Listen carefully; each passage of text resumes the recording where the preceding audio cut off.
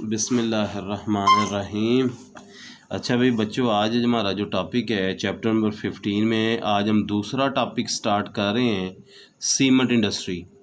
तो cement industry की study के बाद हमारा ये चैप्टर नंबर 15 जो है ये ख़त्म हो जाएगा। तो सीमेंट इंडस्ट्री की बात शुरू करेंगे। तो इसमें पहला जो पॉइंट हम डिस्कस कर रहे हैं वो है सीमेंट की अर्ली हिस्ट्री।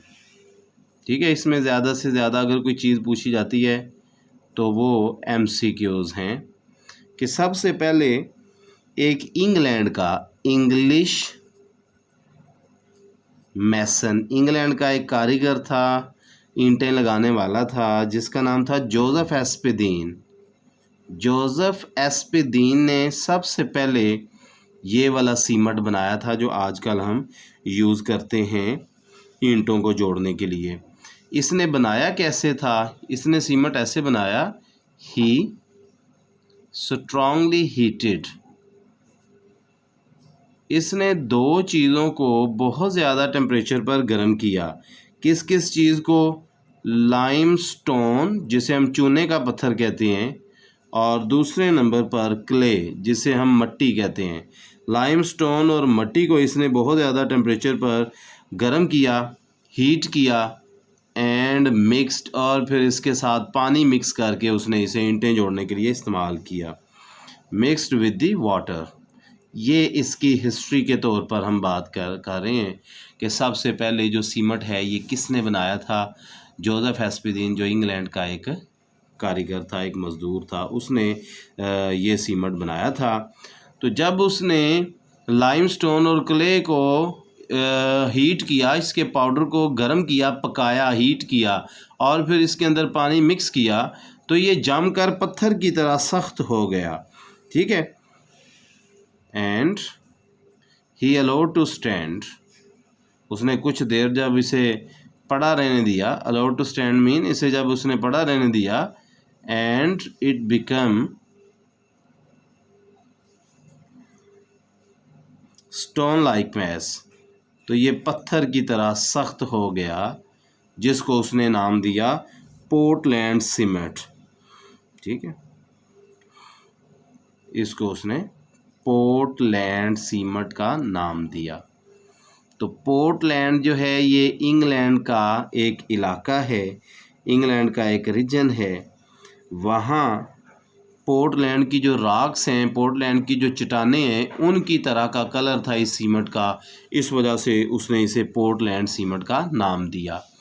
इसके बाद आ जाती है जी सीमेंट की हिस्ट्री के बाद सीमेंट की डेफिनेशन कि सीमेंट होता क्या है। ऊपर जो मैंने आपको हिस्ट्री बताई है इसके अंदर इसकी डेफिनेशन मौजूद है कि सीमेंट एक ऐसा मटेरियल है जो हम चूने का पत्थर और मिट्टी के मिक्सचर को बहुत ज़्यादा टेम्परेचर पर हीट करने से हासिल करते हैं। लेकिन यहाँ पे हम एक डिफरेंट स्टाइल से इसे एक्सप्लेन कर रहे हैं। तो कहते हैं cement is the material, cement is the material obtained by burning. Cement एक ऐसा मटेरियल है जो कि गर्म करने से, बर्न करने से, जलाने से हमें मिलता है, हासिल होता है। किस चीज़ को जलाने से, किस चीज़ को हीट करने से? N intimate mixture.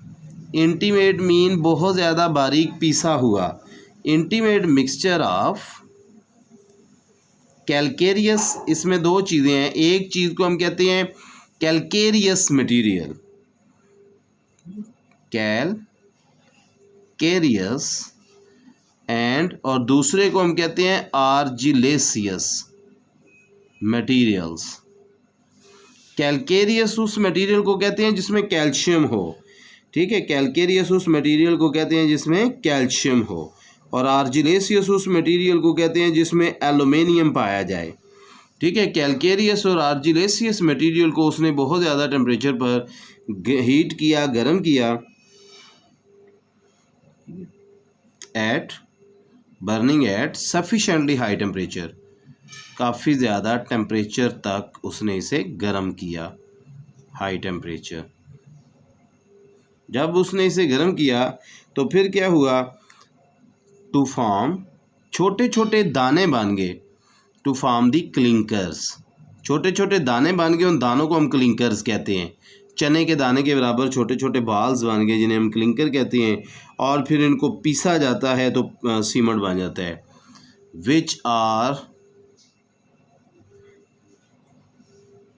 ग्राउंड, जिनको पीसा जाएगा टू फॉर्म सीमेंट, इनको पीस के सीमेंट बना लिया जाता है। तो ये सीमेंट की डेफिनेशन हो जाएगी।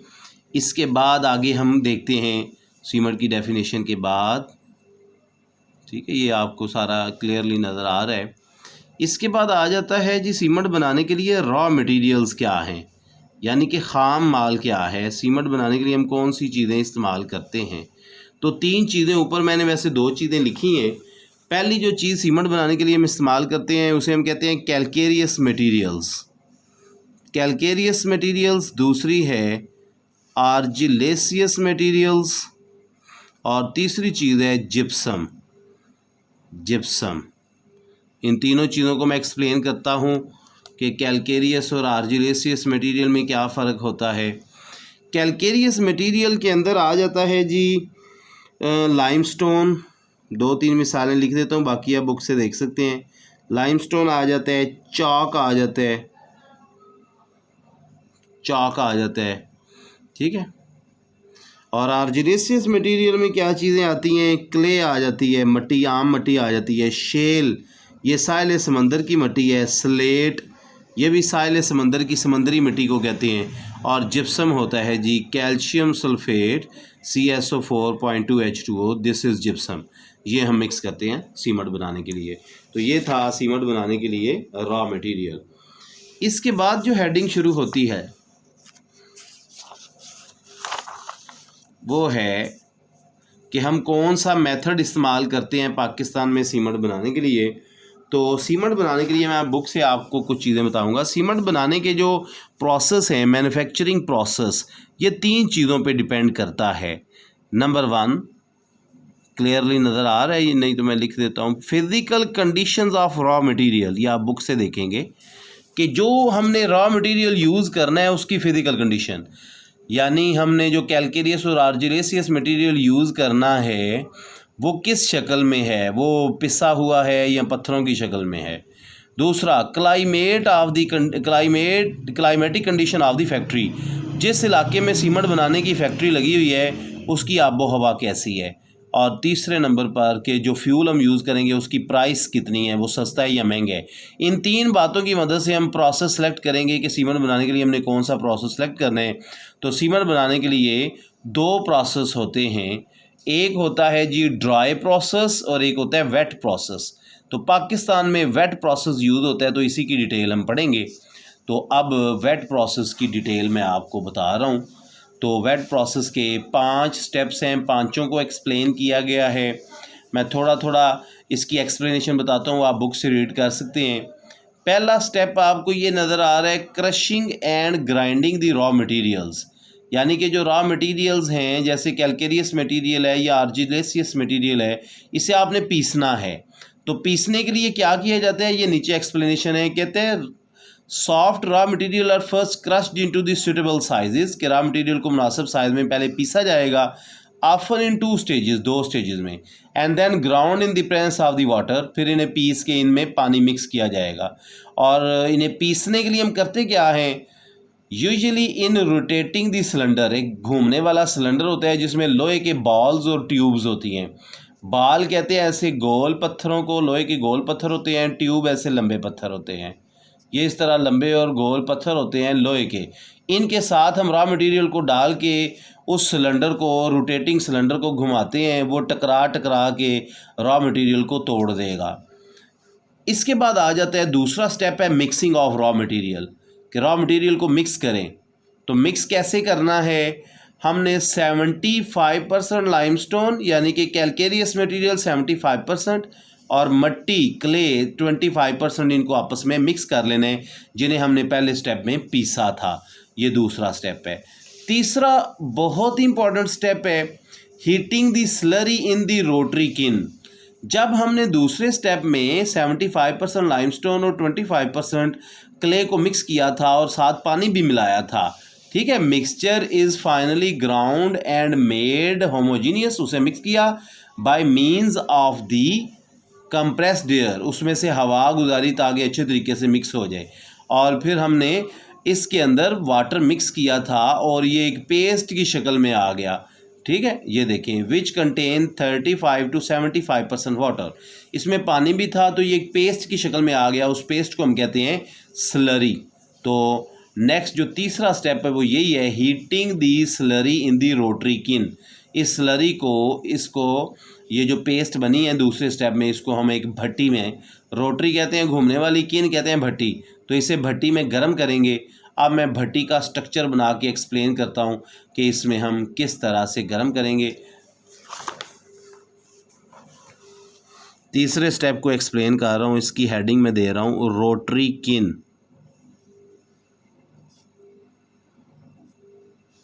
रोटरी किन,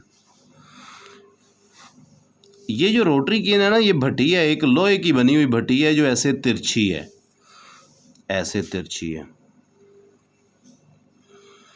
ठीक है, इस तरह से। अब इसका डायमीटर उसने बताया है कि ये ऐसे चौड़ाई में कितनी है, इसका डायमीटर है 8 से 15 फीट। ठीक है, 8 से 15 फुट, फुट की जमा है। और लंबाई इसकी कितनी है, इसकी लंबाई जो है ये 300 से 500 फीट है, इतनी बड़ी है। और ये स्टील की बनी हुई है, स्टील की बनी हुई एक भट्टी है। ठीक है, इसके अंदर हम यहाँ ऊपर से दाखिल करेंगे रॉ मटेरियल को, यानी कि स्लरी को। और इसके अंदर यहाँ पर ऐसे भट्टी लगी हुई है, चूल्हा लगा हुआ है जो हीट दे रहा है, इस पूरी फर्नेस को गर्म कर रहा है। अब इसके अंदर 4 रीजन हैं हीट के। पहला मसलन ये वाला रीजन, ऐसा इतना रीजन है, इसके अंदर टेम्परेचर सिर्फ 500 डिग्री होगा। इसके अभी हम नाम पढ़ते हैं बुक से। 500 डिग्री टेम्परेचर है, इसका नाम लिखा हुआ है जी ड्राइंग और प्री हीटिंग जोन।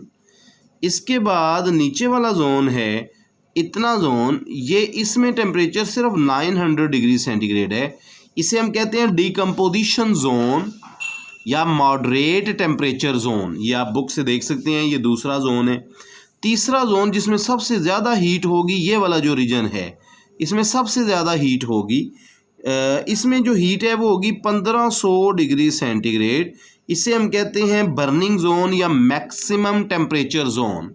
और इसके बाद ये चूल्हे के नीचे वाला जो हिस्सा है, इधर सिर्फ 150 डिग्री सेंटीग्रेड टेम्परेचर है, इसे हम कहते हैं कूलिंग जोन, क्योंकि यहाँ पे हमारा मटेरियल जो है वो ठंडा हो जाएगा, कूलिंग जोन है।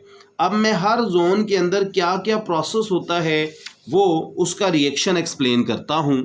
तो सबसे पहले देखते हैं पहला जोन, जिसका मैंने अभी नाम दिया था ड्राइंग और प्री हीटिंग जोन। मैं उसका एक ही नाम लिखूँगा, drawing zone.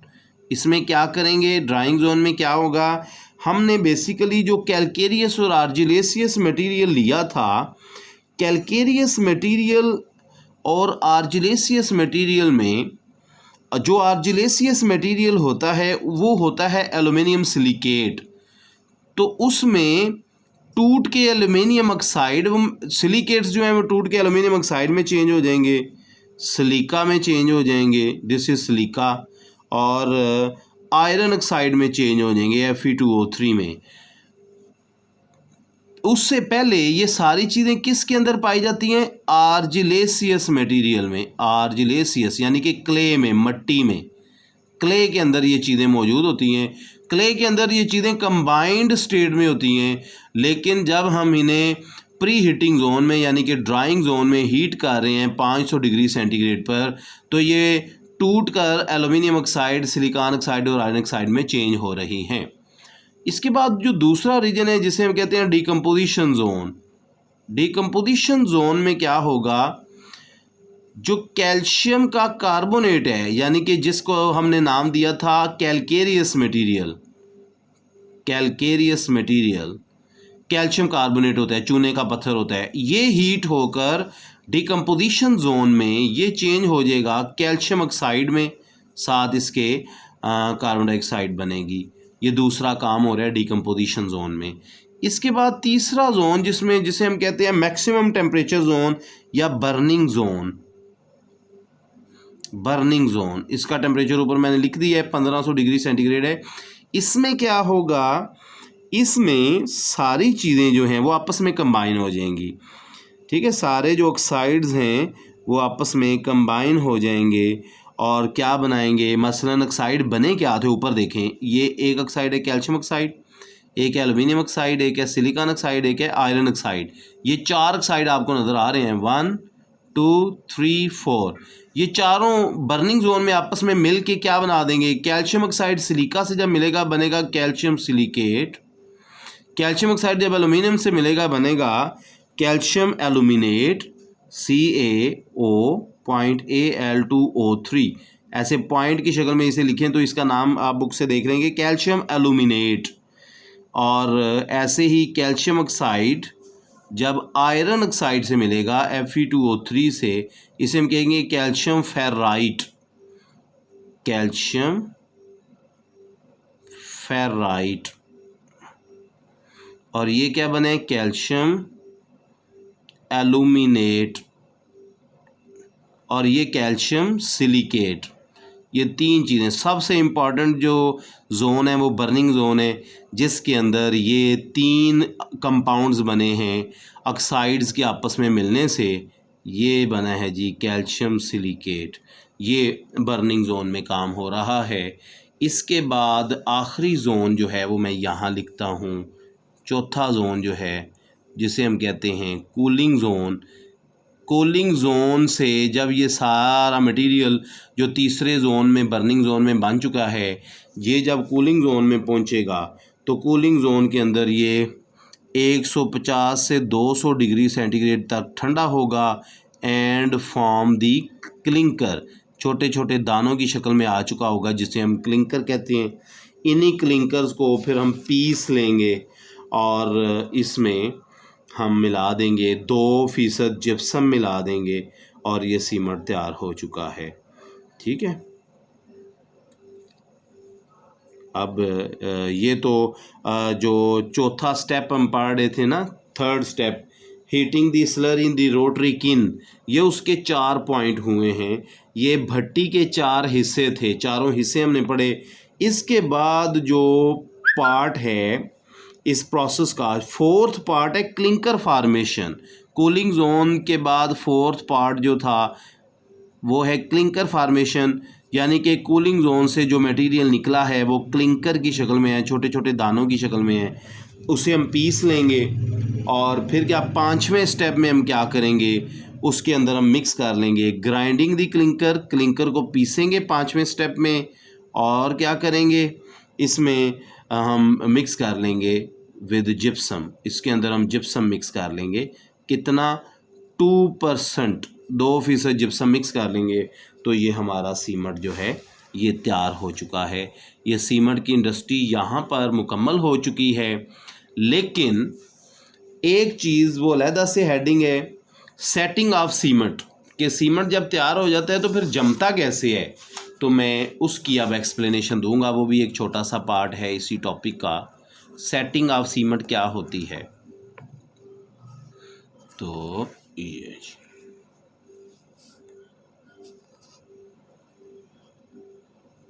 Setting of cement, setting of cement का मतलब होता है सीमेंट का जमना।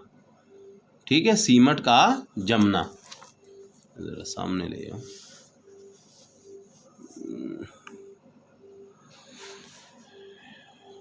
तो सीमेंट कब जमता है, जब हम सीमेंट के अंदर पानी मिक्स करते हैं तो सीमेंट जो है वो कुछ देर के बाद जम के सख्त हो जाता है। इसे हम कहते हैं सेटिंग ऑफ सीमेंट। तो सीमेंट के जमने के जो प्रोसेस है ये 2 स्टेजेस में होता है।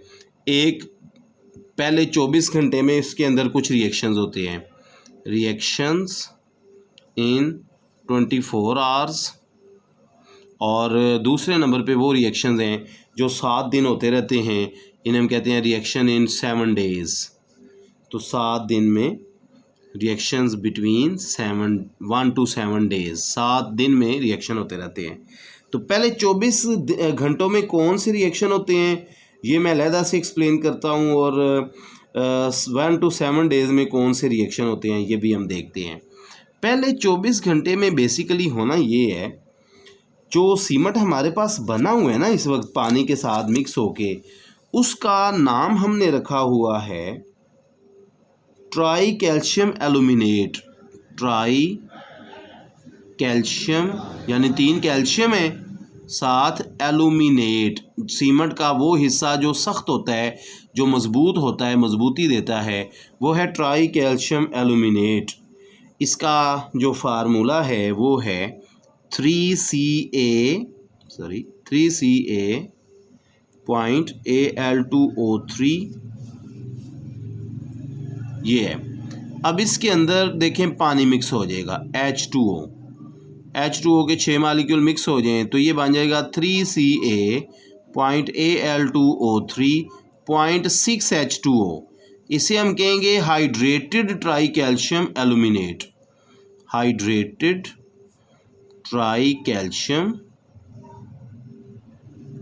एल्यूमिनेट ये बन गया। ये पहले 24 घंटे में बने। अब ये जो हाइड्रेटेड ट्राई कैल्शियम एल्यूमिनेट बना है, हमने सीमेंट के अंदर जिप्सम भी डाला हुआ था, जिप्सम CaSO4, ठीक है, 0.2H2O ये जिप्सम है। ये जिप्सम भी इसके अंदर जब मिक्स हो जाएगा तो ये बन जाएगा 3CaO, इधर भी CaO दोनों जगहों पे है, 3CaO.Al2O3.3CaSO4.2H2O, 2 वाटर मॉलिक्यूल हैं। अब इसका नाम चेंज होके बन जाएगा हाइड्रेटेड ट्राई कैल्शियम एल्यूमिनेट में इजाफा कर देंगे सल्फो का, यानी कि अब इसे कहेंगे कैल्शियम, हाइड्रेटेड का वर्ड लिख लें ना लिखें कोई अर्ज नहीं है, कैल्शियम सल्फो एल्यूमिनेट। जिप्सम के साथ मिक्स होने की वजह से ये बन गया है hydrated calcium sulpho aluminate. Hydrated का वर्ड भी शुरू में लिख सकते हैं, क्योंकि हाइड्रेटेड उस वक्त लिखा जाता है जब पानी मौजूद हो। तो hydrated try calcium, hydrated calcium sulpho aluminate बन गया। ये पहले 24 घंटों में बने। अब 7 दिनों में क्या होना है, इन 7 डेज़, रिएक्शंस इन 7 डेज़। ये सिंपल है, 7 डेज़ के अंदर ये जितनी चीज़ें थीं जो ऊपर आपने देखे, हाइड्रेटेड कैल्शियम सल्फो एल्यूमिनेट, इसने 2 चीज़ों में चेंज हो जाना है 7 दिन में। एक बनेगा कैल्शियम हाइड्रोक्साइड, इसे हम क्या कहेंगे, कैल्शियम हाइड्रोक्साइड, और दूसरा बनेगा एल्यूमिनियम हाइड्रोक्साइड,